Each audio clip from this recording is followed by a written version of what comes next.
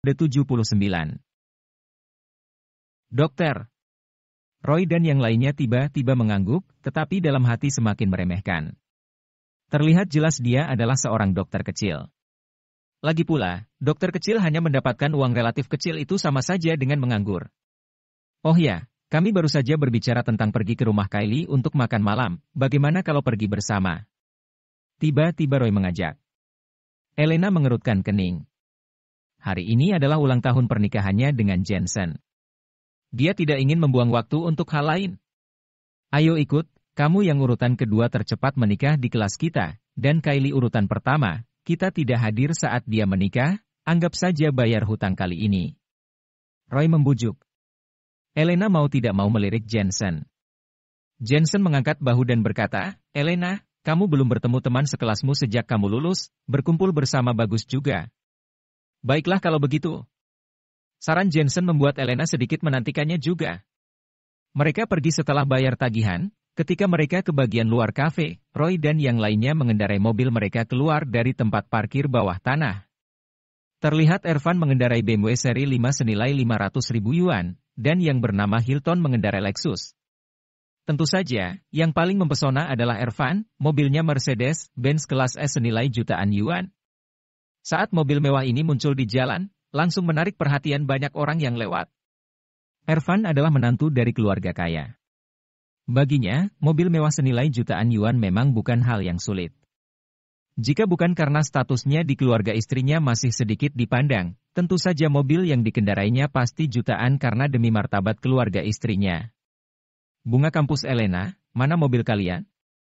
Roy menurunkan kaca jendela dan bertanya. Kami tidak mengendarai mobil ke sini. Elena melirik Jensen sambil berkata, dia dengar dari Diana, Jensen memiliki mobil mewah, tetapi dia belum pernah melihatnya, dan dia tidak tahu apakah itu benar atau tidak. Dan Diana juga mengatakan bahwa mobil itu dipinjamkan kepada Jensen, dia percaya itu? Begini saja, kamu naik mobil Ervan. Roy tersenyum lugas. Elena mengangguk, dan mengajak Jensen naik Mercedes-Benz kelas S punya Ervan, kemudian beberapa mobil mewah mulai bergerak, membentuk pemandangan yang indah meninggalkan jalan raya. Mercedes-Benz kelas S ini nyaman, tidak terasa getaran sama sekali, mobil level S memang begitu baik kualitasnya. Di dalam mobil, seorang teman kelas laki-laki tersenyum dan memandang Elena sambil berkata, kita harus menjemput beberapa teman kelas nanti, kalau uang tidak cukup, semua orang agak desakan. Elena mengangguk, lalu melihat Jensen dan berbisik, Jensen, maafkan aku. Kenapa kamu minta maaf? Tidak apa-apa. Jensen menggelengkan kepalanya dan tersenyum, namun dia sangat senang melihat Elena meminta maaf padanya, ini menunjukkan bahwa di dalam hati Elena, dirinya cukup berarti. Di tengah perjalanan, banyak teman sekelas yang datang, dan jumlahnya sangat banyak. Begitu banyak orang, apakah rumah Kylie bisa menampung semuanya? Elena bertanya dengan heran. Ervan tersenyum tipis berkata, Kylie menikah dengan bos lokal. Keluarganya bergerak di bisnis perangkat keras dan menghasilkan jutaan laba bersih setahun, jadi membeli sebuah villa di puncak Bukit Merkuri dengan luas 500 meter persegi. Jangankan puluhan teman sekelas kita, bahkan lebih banyak orang pun muat. Benar, Kylie beruntung sekali, dia terlihat biasa saja saat kuliah. Seorang teman sekelas perempuan menjawab, dengan sedikit kecemburuan dalam kata-katanya. Siapa yang bisa prediksi hal seperti ini dengan akurat? Ervan dengan santai berkata, lagi pula, jika rumahnya tidak muat, maka pergi ke rumahku. Aku juga membeli sebuah villa di puncak Bukit Merkuri, terletak di lereng bukit. Ervan, kamu hebat sekali. Semua teman sekelas berkata dengan iri, tetapi mereka samar melirik Elena saat berbicara. Elena adalah bunga kampus di kelas mereka, seharusnya lebih baik. Tetapi mereka semua mendengar bahwa Elena sudah menikah dengan seorang dokter yang menganggur, ini membuat orang merasa sangat tidak layak. Kylie yang berwajah biasa saja sudah mendapatkan bos kecil, kenapa Elena mendapatkan pria pengangguran? Segera, mobil melaju ke puncak Bukit Merkuri. Puncak Bukit Merkuri ini dibangun di belakang gunung. Ini adalah salah satu daerah orang kaya di kota Asmenia, dan orang kaya biasa tidak mampu membelinya, membutuhkan koneksi dan identitas tertentu. Semua orang memarkir mobil mereka di luar villa Kylie, lalu turun dan berjalan sambil mengagumi keindahan lingkungan di puncak Bukit Merkuri. Tidak heran ini disebut daerah orang kaya. Ceka-ceka, udara yang segar, keamanannya, dan pemandangan yang indah semuanya tak terkalahkan. Jika bisa tinggal di villa sini dalam hidupku, mati pun rela. Gil, dengan kemampuan kecilmu, paling hanya beli rumah kotakan. Villa Kylie di kaki bukit, dan sudah indah sekali. Kalau di atas bukit, ceka-ceka, itu yang namanya pemandangan indah yang tidak terkalahkan.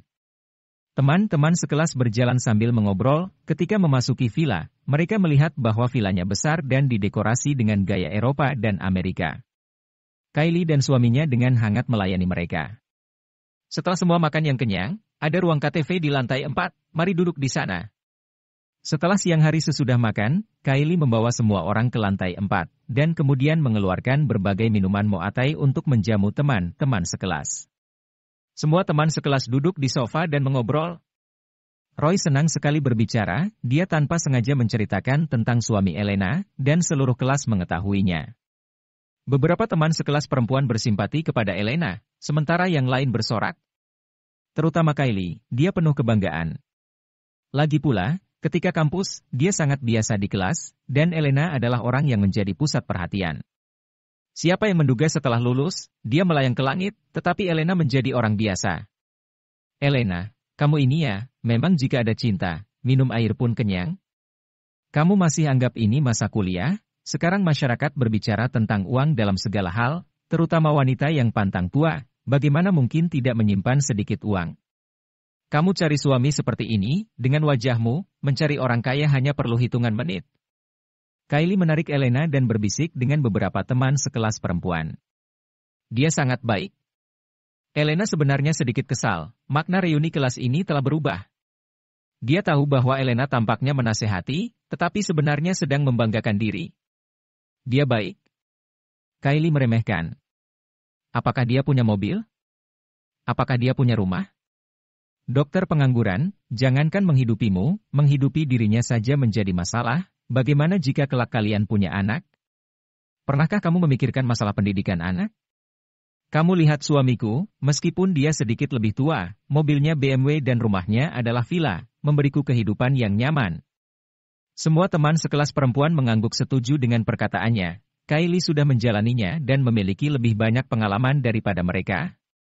Kylie, setiap orang punya pilihannya sendiri, kamu jangan bicara lagi.